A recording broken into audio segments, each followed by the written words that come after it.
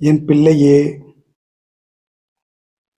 இன்று கொஞ்சம் பதட்டமாகவே நீ இருந்ததைப் பார்த்தேன்.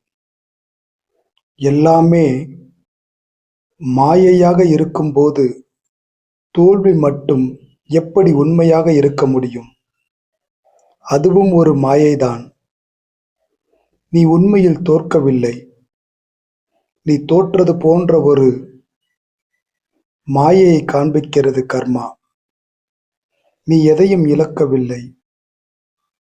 இந்த பிரபஞ்சம் எல்லாவற்றையும் உனக்கு திருப்பிக் கொடுக்கும். எனவே மாய உலகில் தோல்வியும் நிலையற்றது. இன்று நீ எதிர்பார்த்து அது நடக்கவில்லை. ஆனால் எனக்கு எதுவுமே நடக்காது என்று நீ முடிவு கட்டுவது சரியில்லை. நாளை இரவுக்குள் உன் வீட்டில் ஒரு வெற்றி செய்தி ஒன்று வரும். அது ஏதோ ஒன்றாக இருக்கலாம். ஆனால் வெற்றி என்ற வார்த்தை நாளை நீ கேட்பாய்.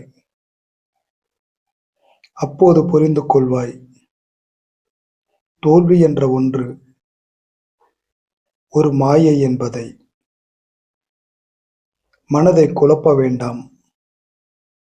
வெற்றியை நீ சந்திப்பாய்.